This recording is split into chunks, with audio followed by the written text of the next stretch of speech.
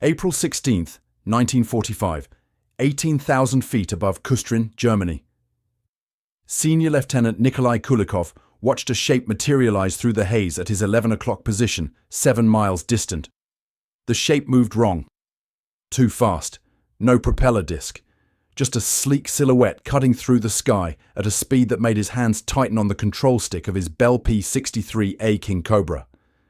The aircraft he was flying carried Soviet red stars on its wings and fuselage, but every rivet, every instrument, every component had been manufactured 5,000 miles away in Niagara Falls, New York. The Americans had built it. The Americans had given it away for free under a program called Lend-Lease. And now Kulikov was about to use it against the most advanced combat aircraft in the world. The German jet, a Messerschmitt Me 262, closed the distance with terrifying speed. Kulikov had seen intelligence briefings on these machines. Maximum speed 540 miles per hour. 4 30mm cannons. Twin Junkers Jumo 004 jet engines producing 1,980 pounds of thrust each. The Luftwaffe had deployed approximately 200 of them by April 1945, and Soviet pilots had learned to fear the sound of their approach. That sound, a high-pitched whistle unlike any piston engine, meant death was coming faster than you could react. In March alone, German jets had destroyed 23 Soviet aircraft. Most of the kills had been Yak-9s and La-7s, the best fighters Soviet factories could produce. Fast, maneuverable, deadly in the hands of experienced pilots. But 100 miles per hour slower than the Me 262, and that difference was everything. Kulikov was 27 years old. He had 47 confirmed kills. He had flown over Stalingrad when the city was burning, when Soviet pilots were expected to fly 4 or 5 sorties daily until they died or the Germans retreated. He had survived. He had learned. And 3 weeks earlier, his regiment had received a gift that Stalin himself had demanded but would never publicly acknowledge. American fighters. Not the famous P-51 Mustang, which everyone knew. Not the rugged P-47 Thunderbolt. The P-63 Kingcobra, an aircraft the United States Army Air Force had rejected for combat in Europe because it couldn't match the P-51's high-altitude performance. The Americans had built 3,303 of them and didn't know what to do with most of them. So they sent 2,400 to the Soviet Union, crated and shipped through a supply route that stretched from Great Falls, Montana, through Alaska, across the Bering Strait, and into Siberia. The P-63A-10, Kulikov was flying, weighed 12,800 pounds fully loaded. Maximum speed 410 miles per hour at 25,000 feet. Powered by an Allison V 171093 engine producing 1,325 horsepower with water injection. The primary weapon was mounted in the nose, a 37mm M4 cannon firing high explosive rounds at 150 rounds per minute. 2.50 caliber machine guns supplemented the cannon, synchronized to fire through the propeller arc. The aircraft also carried 2 additional .50 caliber guns in underwing pods, though Kulikov's regiment had removed these to save weight and improve roll rate. The Americans had installed a tricycle landing gear, a luxury Soviet aircraft lacked. They had provided a heated cockpit, something Kulikov still found remarkable after years of flying with frost forming on the inside of his canopy. They had included a K-14 computing gun sight that actually worked reliably, unlike the Soviet PBP-1 sights that fogged or failed in combat. The Me 262 was now 4 miles away, descending slightly. The German pilot had spotted Kulikov's formation. 3 P-63s flying combat air patrol over Soviet ground forces advancing toward Berlin. The jet pilot would be calculating. 3 propeller fighters. Easy targets.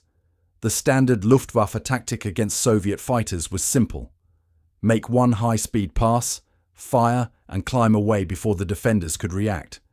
Soviet aircraft couldn't catch a jet in a straight line. The maximum speed difference meant escape was guaranteed. The German pilot had probably killed a dozen Soviet aircraft this way. He had no reason to think today would be different. Kulikov keyed his radio. The microphone actually worked, another American miracle. Soviet radios failed so frequently that most pilots had learned to fly combat without reliable communication. Kulikov spoke calmly, vectoring his wingman into position. He was betting everything on a single fact that Soviet aviation doctrine said was impossible. The P-63 Kingcobra could not defeat a Messerschmitt Me-262 in combat. The jet was 130 miles per hour faster. The jet had better firepower. The jet had superior energy retention and could disengage at will. Soviet test pilots had wargamed the scenario at Chkalovskaya Air Base in February. The conclusion was unanimous. Avoid jet combat. Survive through evasion. Wait for them to run out of fuel. But Kulikov had discovered something in 3 weeks of flying the American aircraft. Something the test pilots hadn't measured because they were comparing top speeds and climb rates. The P-63's roll rate was 110 degrees per second at 300 miles per hour. The Me-262's roll rate, limited by its heavy mass and high wing loading, was 55 degrees per second. The German jet opened fire at 1,200 meters. Kulikov saw the muzzle flashes from the 430mm cannons. He simultaneously pushed the stick forward and right, rolling, inverted and diving. The 37mm cannon in his nose tracked smoothly as the American aircraft responded to his inputs with a precision Soviet fighters could never match. The Me-262 flashed past. The German pilot committed to his attack run, expecting Kulikov to continue running. Instead, Kulikov reversed hard left, pulling the nose around in a snap roll that would have torn the wings off a Yak-9. The P-63's all-metal construction held. He centered the pipper on the jet's tail section as it tried to climb away. Range 800 meters. Kulikov squeezed the trigger. The 37mm cannon fired 3 rounds before he released. 1 round missed. 2 rounds struck the Me-262's left engine nacelle. The high-explosive shells detonated on impact. The jet's left engine exploded. The aircraft yawed violently, rolled inverted, and began tumbling toward the ground 17,000 feet below. Kulikov pulled up, scanning for additional threats. His 48th kill. The first German jet he had ever engaged. And he had destroyed it in an American aircraft that Soviet doctrine said couldn't win the fight. 200 meters above him, his wingmen were cheering over the radio in Russian, flying American machines with Soviet stars, proving that warfare made strange partnerships and victory belonged to whoever had the better tools. December 1944. The Kremlin, Moscow. Joseph Stalin stood before a map of Eastern Europe marked with red pins indicating Soviet air losses to German jets. The pins had multiplied through autumn. 23 aircraft were destroyed in March alone, but the problem had started earlier. The Messerschmitt. Me-262 had entered combat in July. By October, Soviet fighter pilots were reporting encounters they could not win. Fast-moving aircraft that attacked and disappeared before defenders could react. The Luftwaffe had also deployed the Heinkel He-162, a smaller jet fighter that could be mass-produced in underground factories. German engineering, even in defeat, was producing weapons that Soviet industry could not match. Stalin's aviation designers had attempted solutions. The Yakovlev Design Bureau had pushed the Yak-3 to its performance limits. Maximum speed 447 miles per hour, excellent climb rate, superb low-altitude maneuverability. Against conventional German fighters, the Yak-3 was dominant. Against jets, it was helpless. The Lavochkin Design Bureau offered the Lay-7, powered by a 1,850 horsepower radial engine. Top speed 423 miles per hour, heavily armed, rugged. Also inadequate. Soviet test pilots had engaged captured Me-262s in controlled trials. The results were conclusive. No Soviet production fighter could reliably defeat German jets. The speed differential was insurmountable. Stalin issued an ultimatum in late December. Soviet aviation designers had until January to present a solution, or he would find designers who could. Alexander Yakovlev and Semyon Lavochkin both understood what that meant. But the solution would not come from Soviet factories. It would arrive in wooden crates marked with American shipping labels, transported across the world's longest supply route, delivered by pilots who had never heard of the villages where they landed. The solution was already being manufactured 5,000 miles away at a factory in western New York, and the Americans were willing to give it away. The Bell P-63 Kingcobra had been designed as an improvement over the earlier P-39 Cobra. Bell Aircraft Corporation had invested heavily in the mid-engine layout, with the Allison engine mounted behind the pilot and the propeller shaft running between the pilot's legs. The configuration allowed for a 37mm cannon to fire through the propeller hub, an arrangement that provided superior accuracy and hitting power. The United States Army Air Force had evaluated the P-63 for combat in Europe and the Pacific. In both theaters, American commanders had rejected it. The aircraft couldn't match the P-51 Mustang's high-altitude performance or range. It couldn't carry the payload of the P-47 Thunderbolt. Its top speed of 410 miles per hour was respectable, but not exceptional. By mid-1944, Bell Aircraft had produced over 2,000 P-63s with no primary customer. The aircraft sat in storage fields around Niagara Falls, slowly accumulating rust and bird nests. In November 1944, a Soviet Aviation Commission arrived at the Bell Aircraft plant to evaluate American fighters available for Lend-Lease delivery. The commission was led by Colonel Alexander Pokryshkin, who had 59 confirmed kills and understood what Soviet pilots needed. Pokryshkin was not interested in specifications on paper. He wanted to fly the aircraft. Bell test pilots took him up in a P-63A9. Pokryshkin spent 90 minutes testing the aircraft at various altitudes and speeds. He performed combat maneuvers, tested the controls, fired the guns at ground targets, and pushed the aircraft through violent aerobatics that made the American observers nervous. When he landed, Pokryshkin requested immediate delivery of as many P-63s as the Americans could provide. His assessment was direct. The P-63 was better than any fighter currently in Soviet service.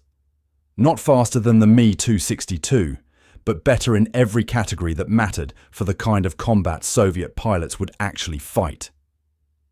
The logistics of delivering 2,400 aircraft from New York to the Eastern Front required a supply route that had been operating since 1942, but remained largely unknown to the American public.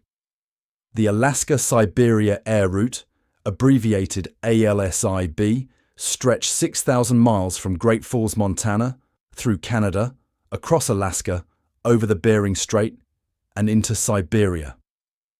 The route required 14 stops, each with fuel, maintenance facilities, and accommodation for transient air crews. American pilots ferried aircraft from factories to Fairbanks, Alaska.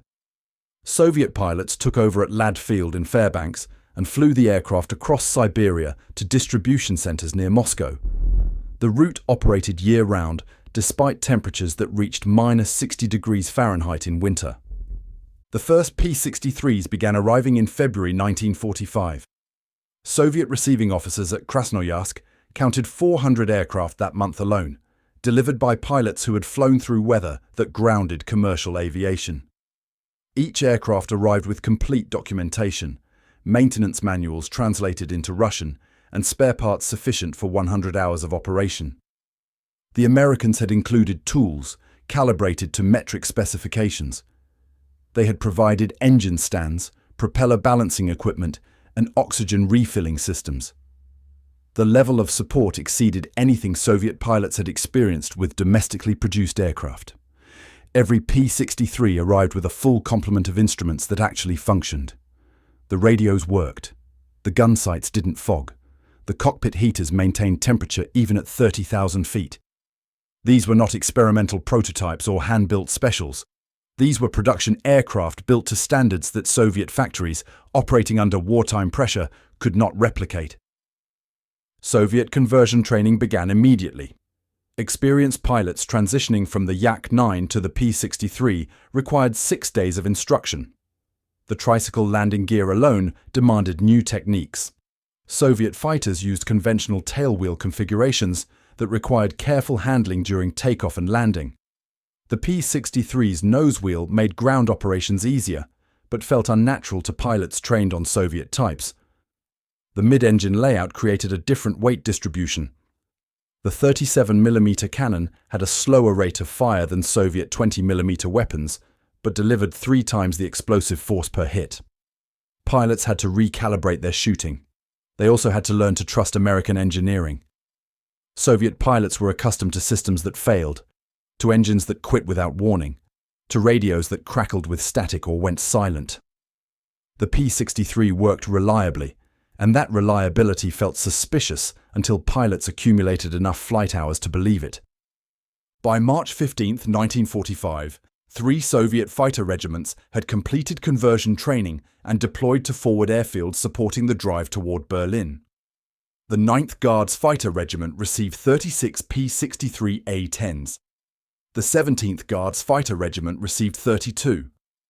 The 100th Fighter Division received 48 distributed among 3 regiments. Every pilot had been briefed on German jet capabilities. Every pilot understood that encounters with Me-262s were likely and that survival required new tactics. But none of them yet knew whether the American aircraft they were flying could actually accomplish what Colonel Pokrishkin had promised.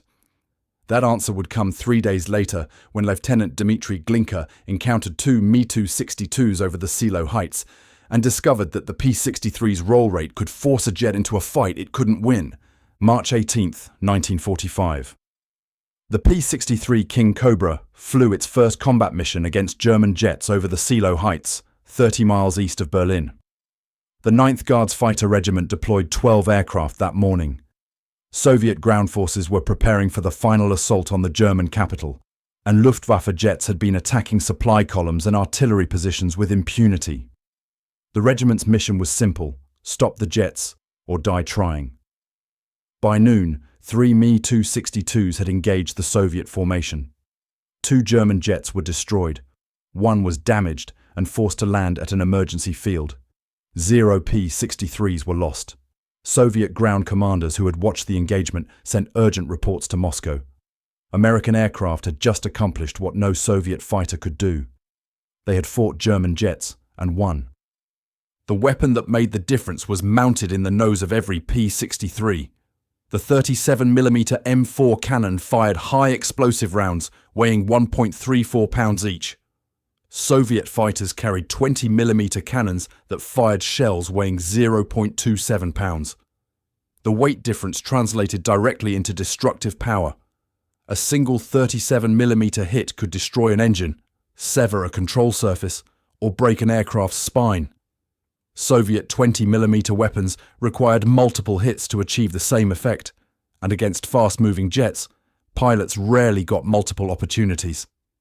Lieutenant Sergei Dolgushin discovered this advantage on April 3, 1945, when he engaged a Me-262 over Fürstenwalde. The German jet made a single firing pass and climbed away at full power, standard Luftwaffe doctrine. Dolgushin did not chase. He could not catch a jet in level flight. Instead, he waited. The Me-262 pilot, believing he had escaped, leveled off at 20,000 feet and turned back toward his base. Dolgushin had climbed to 22,000 feet and positioned himself along the Germans' return route. When the Me-262 passed beneath him, Dolgushin rolled inverted and dove. The P-63 accelerated to 450 miles per hour in the dive. Dolgushin opened fire at 800 meters. One 37mm shell struck the Me-262's left engine nacelle. The engine exploded. The jet disintegrated in mid-air. Dolgushin pulled out of his dive, climbed back to altitude, and resumed patrol. His entire engagement had lasted 43 seconds. A Soviet fighter carrying 20mm cannons might have damaged the jet. The 37mm cannon destroyed it with a single hit. The second advantage Soviet pilots discovered was roll rate. Aircraft roll rate measures how quickly a plane can rotate around its longitudinal axis, the invisible line running from nose to tail. Roll rate determines how fast a pilot can change direction, reverse turns, and respond to threats. The P-63 could roll at 110 degrees per second at 300 miles per hour. The Me-262, despite its speed advantage, could only roll at 55 degrees per second. The jet's heavy weight and high wing loading made rapid rolling impossible. German jet pilots had trained to exploit their speed. They had not trained for opponents who could outroll them. Captain Ivan Babak exploited this weakness on April 11, 1945, during an engagement over Cottbus. A Me-262 attacked Babak's formation from above, the standard German approach.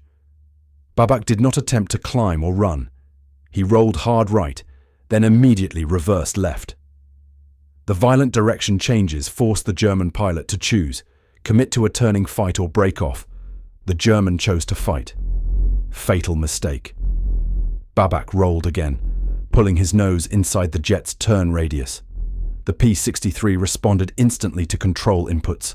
The Me-262 responded slowly, fighting its own mass. Babak achieved firing position in 4 seconds. He fired a 3-round burst from his 37mm cannon. 2 rounds missed. 1 round struck the jet's cockpit. The Me-262 rolled inverted and crashed into a forest north of the town. Babak had defeated a jet that was 130 miles per hour faster by forcing it into the one type of combat where speed didn't matter. Soviet pilots discovered additional advantages that seemed minor until combat revealed their importance. The P-63's cockpit heating system maintained a comfortable temperature at all altitudes. German pilots who were later captured and interrogated mentioned that Soviet fighters were known for freezing cockpits. One Luftwaffe pilot stated that he could identify Soviet aircraft by watching for frozen condensation on canopies. The P-63 eliminated this problem entirely. Pilots could focus on combat instead of managing cold. The K-14 computing gun sight installed in every P-63 represented technology Soviet factories could not replicate.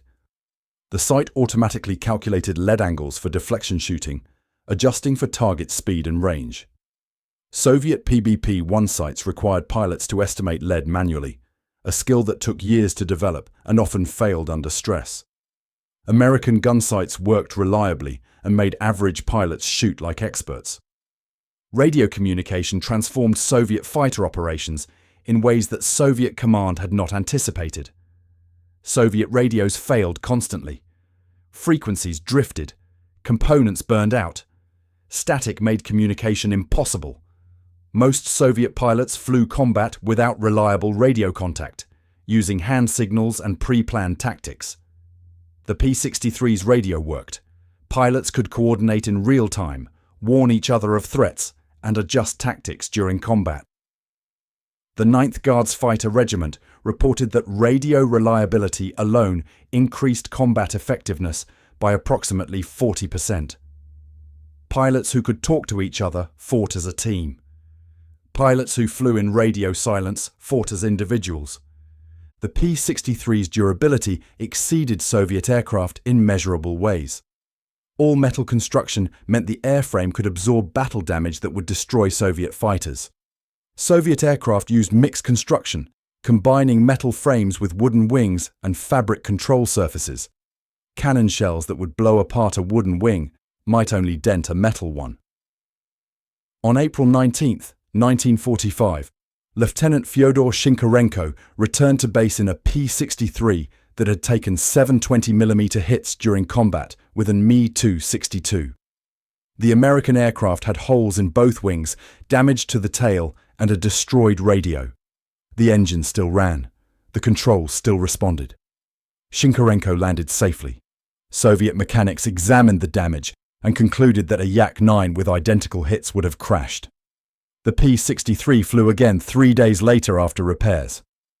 Between March 15 and May 8, 1945, Soviet pilots flying P-63 Kingcobras engaged Me-262 jets in 37 documented encounters. 19 German jets were confirmed destroyed. 14 were listed as probable kills, damaged sufficiently to likely crash but not observed hitting the ground. 8 P-63s were lost to jet fighters during the same period. The mathematics were clear. A propeller-driven fighter that was 130 miles per hour slower than a jet had achieved a kill ratio of 2.4 to 1. Soviet aviation doctrine had stated this outcome was impossible. American engineering had made it real. The weapon that accomplished this was not the fastest fighter, not the most advanced fighter, not even the fighter the Americans wanted for themselves. It was the fighter they gave away because they had built too many and didn't know what else to do with them. Alexander Koldunov had killed 46 enemy aircraft flying Soviet fighters before he ever sat in an American cockpit. He was 23 years old, a senior lieutenant in the 5th Guards Fighter Aviation Regiment, and he trusted Soviet engineering because it had kept him alive through 3 years of combat. When his regiment received P-63 Kingcobras in late March 1945, Koldunov requested assignment to a different unit. He did not want to fly American aircraft. His commander denied the request. On April 2, 1945, Koldunov flew his first combat sortie in a P-63A-10, serial number 4269080. The mission was combat air patrol over the Silo Heights, where Soviet artillery was preparing for the final assault on Berlin. At 14:37, two Mi-262 jets appeared at 19,000 feet, diving towards Soviet ground attack aircraft operating at lower altitude. Koldunov was at 16,000 feet with 2 wingmen. Standard doctrine said to evade, to survive, to let the jets make their attack and escape. Koldunov ignored doctrine. He advanced throttle to maximum power and began a climbing turn to intercept. The P-63's Allison engine responded with a surge of power that Soviet fighters could not match. Water injection boosted output to 1,500 horsepower temporarily. Koldunov climbed at 3,500 feet per minute, faster than he had ever climbed in a Yak-9. The Mi-262s completed their attack run and began climbing away. One jet climbed steeply, trading speed for altitude. The second jet climbed at a shallow angle, maintaining speed. Koldunov chose the steep climb. The German pilot was executing a zoom climb, a maneuver that relied on the jet's superior energy retention. The Mi-262 could climb vertically using momentum from its dive. The pilot expected Soviet fighters to stall out if they attempted to follow. Koldunov did not follow vertically. He continued his climbing turn, maintaining airspeed, positioning himself ahead of the jet's climb path. At 21,000 feet, the Mi-262's climb rate decreased. The jet was trading the last of its speed for altitude. Koldunov rolled level at 20,500 feet, ahead and above the Germans' projected position. The Mi-262 emerged from its climb directly in front of him, 600 meters away, speed below 200 miles per hour. Koldunov fired a 2-second burst from the 37mm cannon. 5 rounds. 2 hit the jet's fuselage between the cockpit and left engine. The Mi-262 rolled left, trailing smoke. Koldunov fired again. 1 round struck the left engine. The jet exploded. Koldunov dove away as debris tumbled past his canopy. His 47th kill, his first in an American aircraft. When he landed 40 minutes later, Koldunov told his mechanics to keep the P-63 fueled and armed. He would fly it again tomorrow. The American machine, he said, had made the impossible possible. Nikolai Kulikov had more kills than almost any Soviet pilot still alive. The exact number was classified, but intelligence officers counted at least 130 confirmed victories between 1941 and 1945. Kulikov was an expert in the Lavochkin La-7, a fighter he understood completely. On March 20, 1945, his regiment transitioned to P-63 Kingcobras. Kulikov protested the change. He argued that experienced pilots should not be forced to learn new aircraft during active combat operations. His protests were ignored.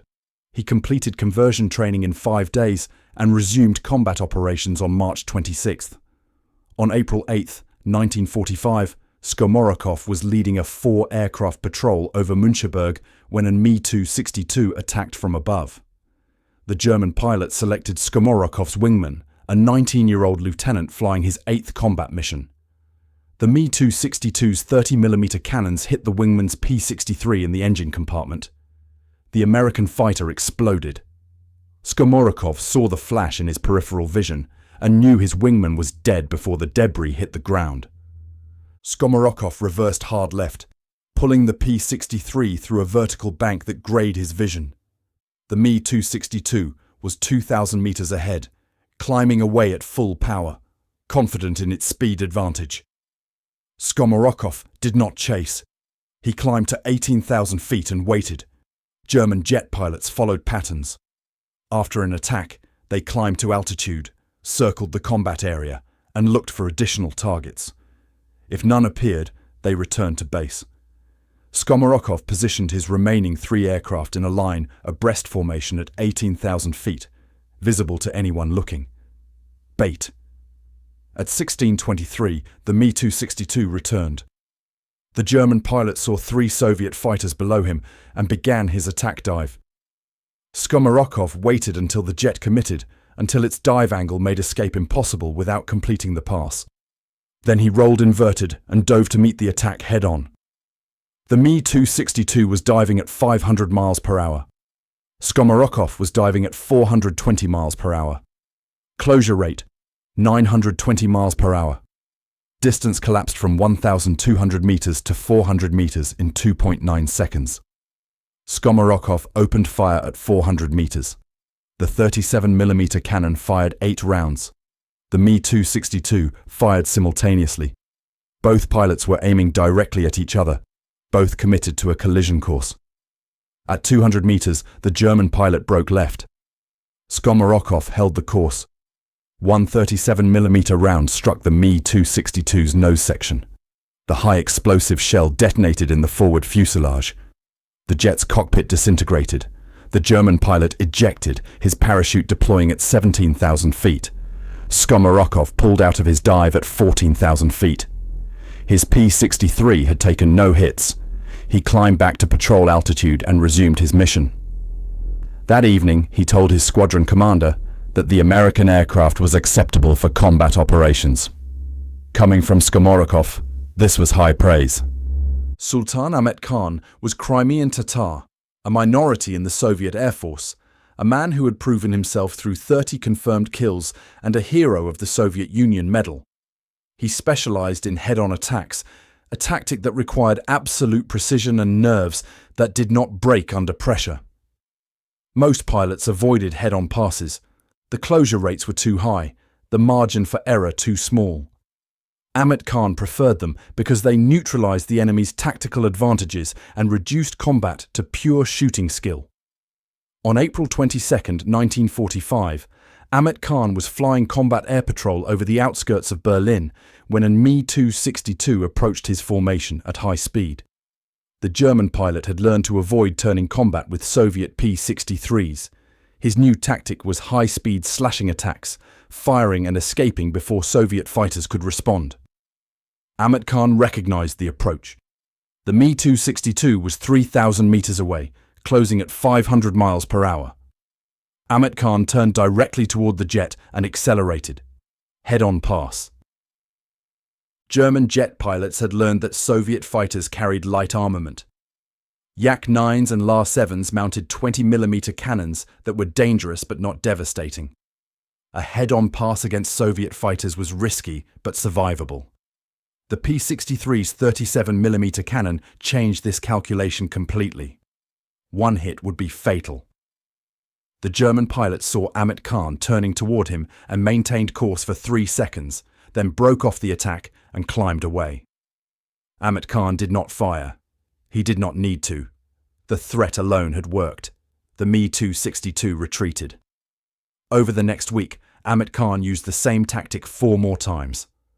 German jet pilots learned that P-63s would accept head-on engagements and that the 37mm cannon made such engagements suicidal for the jets. The psychological advantage was documented in Luftwaffe pilot debriefs after the war. Captured German pilots stated they had orders to avoid head-on attacks against Soviet fighters with nose-mounted heavy cannons. They could not identify the specific aircraft type, but they described it accurately. American-built, tricycle gear, distinctive profile. The P-63 had forced German jets to abandon an entire tactical approach. Soviet Air Force combat reports from April and May 1945 documented performance data that would remain classified for 46 years. The reports compared American P-63 Kingcobras against Soviet Yak-3s Le-7s, and German Me-262 jets across every measurable category. Maximum speed at 20,000 feet. P-63 registered 410 miles per hour. Yak-3 reached 447 miles per hour. Le-7 achieved 423 miles per hour. Me-262 exceeded all at 540 miles per hour. But speed alone determined nothing. Climb rate to 16,000 feet. P-63 required 5.2 minutes.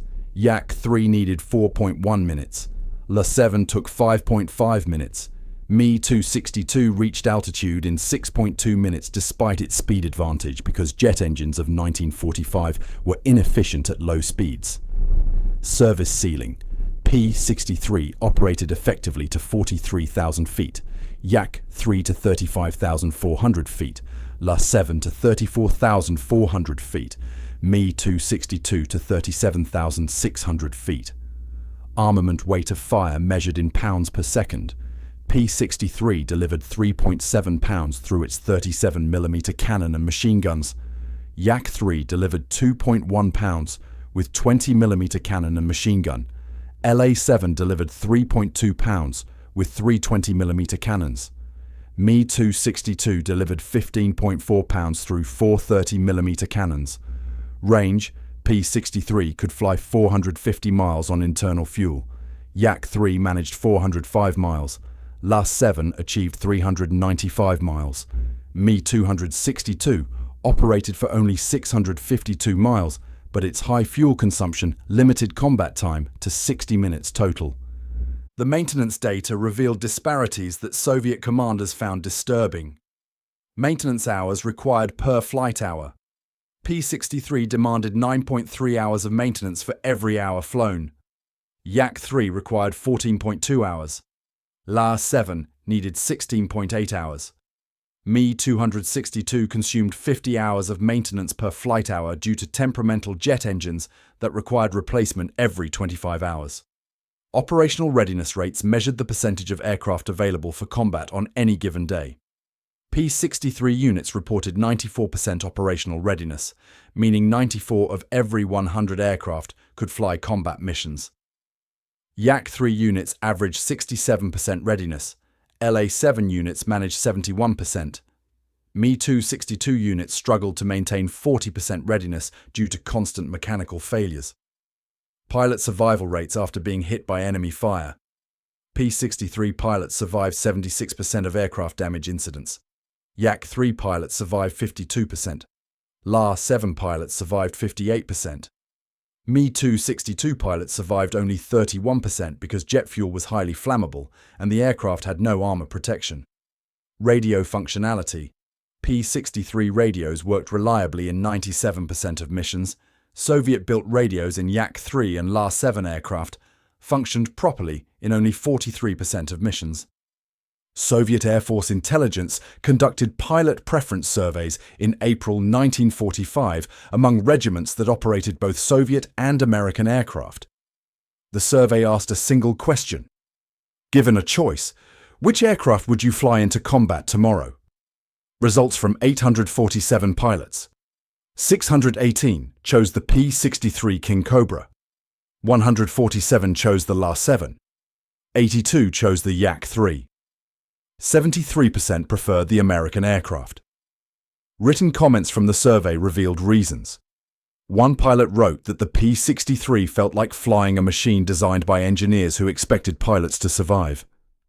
Another stated that Soviet fighters were built for the motherland's defense, but American fighters were built for the pilot's survival, and survival allowed him to defend the motherland longer. A third pilot noted that he trusted his life to American construction quality because every system worked as designed every time.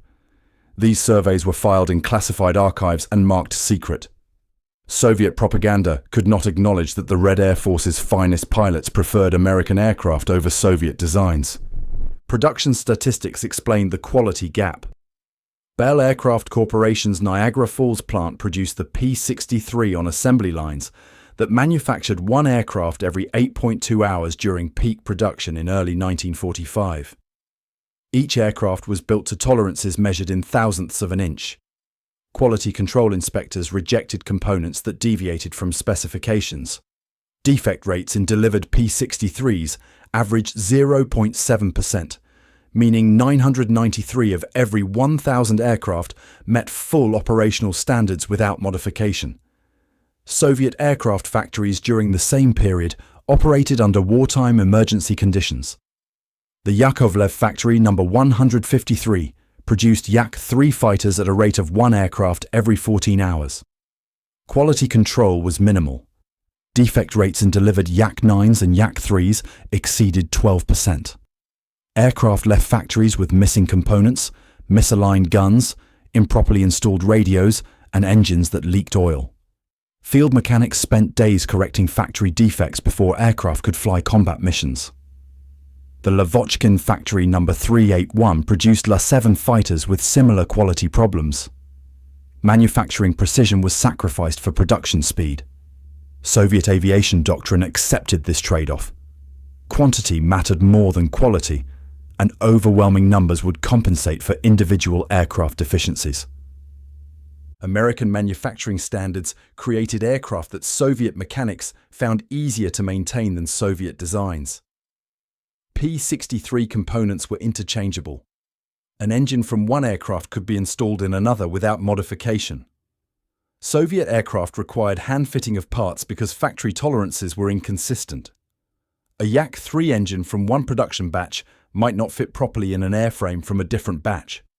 Soviet mechanics filed reports stating that P-63 maintenance was simpler and faster, despite the aircraft being foreign. Service manuals translated into Russian were comprehensive and accurate. American engineering drawings showed actual component specifications, not idealized versions. Soviet drawings often showed how components should be built, not how they actually came from factories. The ideological problem emerged in April 1945, when Stalin received combat reports showing American aircraft outperforming Soviet designs. The reports documented P-63 victories against German jets, superior operational readiness, and pilot preferences.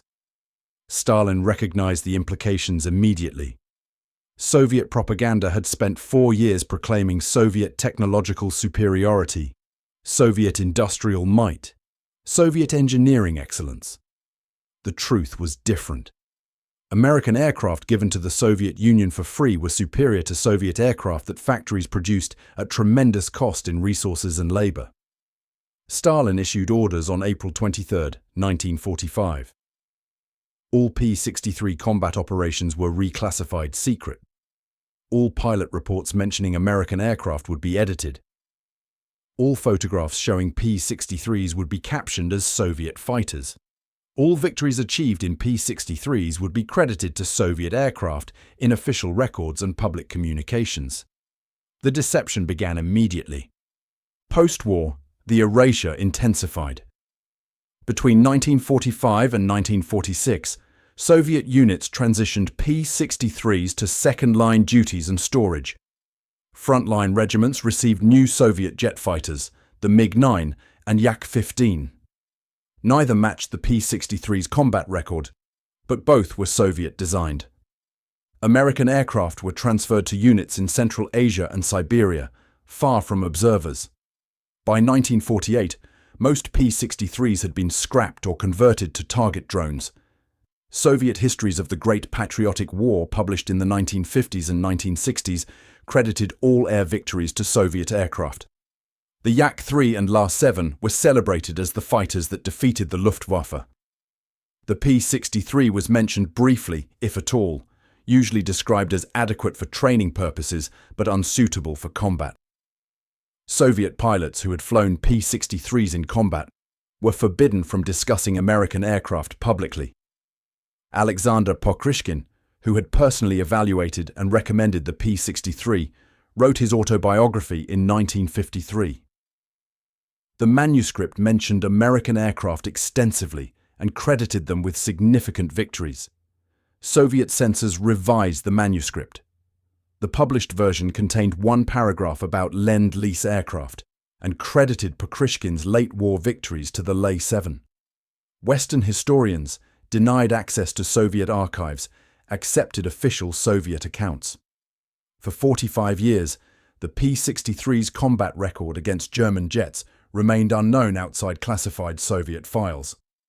Between March 15 and May 8, 1945, Soviet pilots flying P-63 Kingcobras flew 2,241 combat sorties over eastern Germany. They engaged German aircraft in 412 encounters. They achieved 137 confirmed victories, including 19 Me-262 jets, 8 He-162 jets, 47 FW-190S, 38 Bf-109S, and 25 other aircraft types. They lost 47 P-63S to all causes: enemy action, mechanical failure, and accidents. The overall kill ratio was 2.9 to 1. Against jets specifically, the ratio was 2.4 to 1. These numbers appeared in Soviet combat reports filed between March and May 1945. The reports were classified secret and stored in military archives in Moscow. The final P-63 victory of World War II occurred on May 7, 1945, at 11:17 in the morning. Lieutenant Fyodor Shinkarenko was flying patrol over Wittenberg when he encountered a single FW-190D attempting to escape toward Denmark. Shinkarenko fired one burst from his 37mm cannon at 600 meters range. 2 rounds hit the German fighter's engine. The FW-190 crashed in a field north of the Elbe River. Germany surrendered 13 hours later. After victory, Stalin moved quickly to erase American contributions from Soviet military history. In June 1945, orders arrived at all fighter regiments operating P-63 aircraft. Photographers were instructed to remove American aircraft from official images or caption them as Soviet types. Unit historians were ordered to revise combat records, crediting P-63 victories to Yak-9s or La-7s. Pilots were informed that discussing American aircraft with journalists or historians was forbidden. Violations would result in loss of rank, medals, and privileges. The Soviet Union had won the Great Patriotic War through Soviet courage, Soviet sacrifice, and Soviet technology. American assistance was acknowledged minimally and only in the context of raw materials and trucks, never in terms of combat aircraft that had proven superior to Soviet designs. By 1947, most P-63s had been removed from frontline service and transferred to training units or storage facilities in remote regions. Soviet aviation journals published articles celebrating the Yak-3 and La-7 as the fighters that defeated the Luftwaffe. The P-63 appeared in footnotes if mentioned at all. The deception extended to personal memoirs and official biographies. Alexander Pokryshkin, who had evaluated and championed the P-63, was a hero of the Soviet Union 3 times over, with 59 confirmed kills.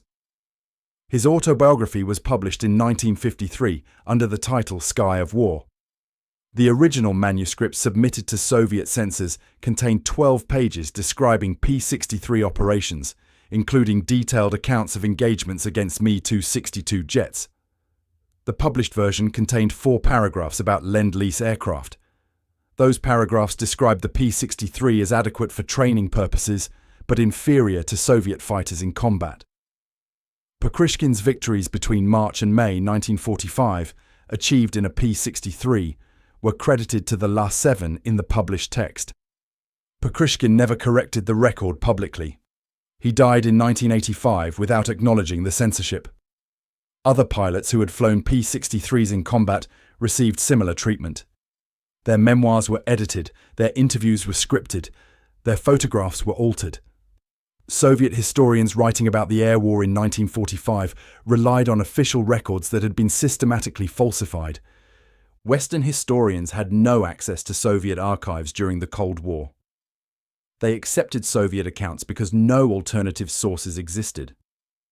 American histories of Lend-Lease mentioned that P-63s were delivered to the Soviet Union, but they contained no information about combat effectiveness. Bell Aircraft's own records showed production and delivery numbers, but nothing about how Soviet pilots used the aircraft or what results they achieved. The P-63's combat record remained hidden for 46 years. The archive revolution began in 1991 when the Soviet Union collapsed. Russian Federation archivists began declassifying World War II documents. Combat reports from 1945 became available to researchers in 1993. Aviation historians discovered Soviet fighter regiment records that documented P-63 operations in detail. The numbers were undeniable.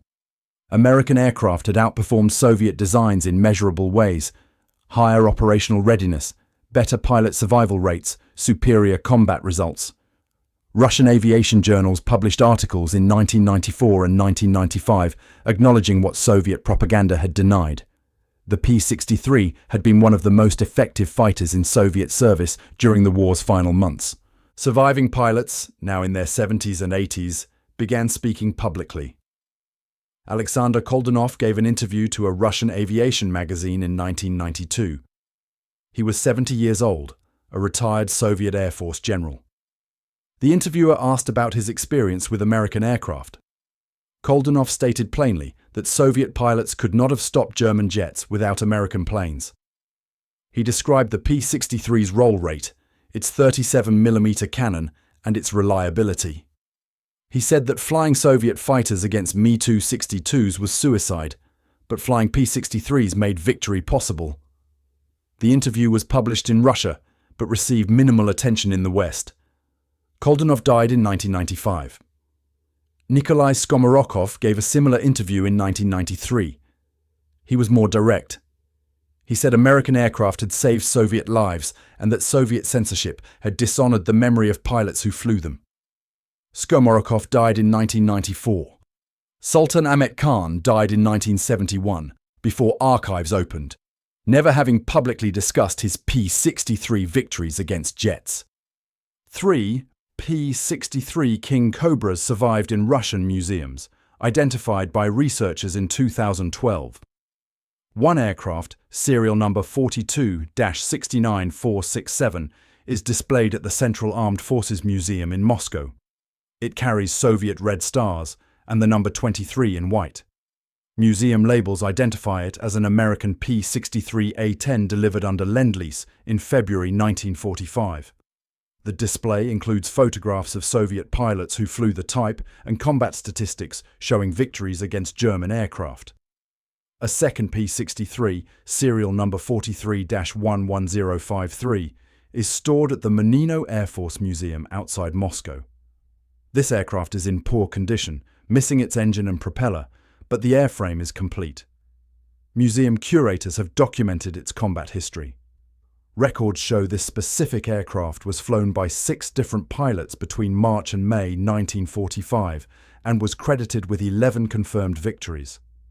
The third P-63, serial number 42-68941, is displayed at the Museum of the Great Patriotic War in Kursk.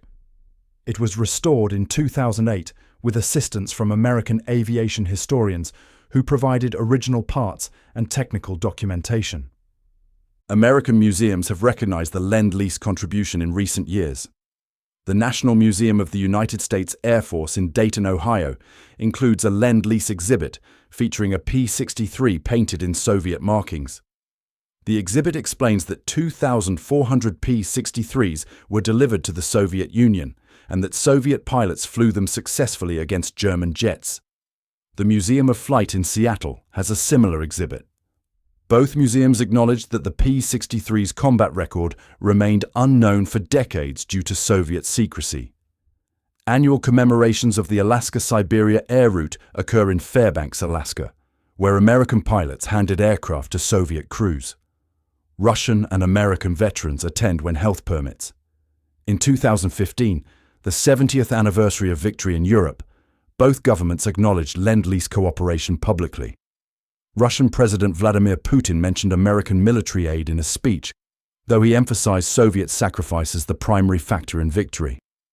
The historical lesson is documented in declassified archives and pilot testimonies. American aircraft designed as inadequate for US forces proved highly effective in Soviet service against German jets. The P-63 was slower than the Mi-262, but superior in the tactics that mattered: roll rate, firepower, and reliability. The aircraft succeeded because it matched the mission and the pilots who flew it. Effectiveness transcended national origin. Soviet propaganda could not acknowledge this truth during the Cold War. American strength, demonstrated through an aircraft given away for free, contradicted Soviet claims of technological superiority. The suppression lasted until the Soviet Union itself collapsed. The story of Soviet pilots in American cockpits shooting down German jets represents warfare's complexity. Alliances made strange partnerships. Necessity overrode ideology. The P-63 Kingcobra, rejected by its creators, found purpose in foreign hands and achieved victories its designers never anticipated. The pilots who flew it understood what Soviet censors denied. In combat, survival depends on having the best tools available, regardless of where they were made. Democracy's engineering defeated fascism's jets, even when flown under authoritarian red stars. That victory, suppressed for 46 years, remains evidence that technical excellence transcends political systems and that honest history eventually surfaces despite attempts at erasure.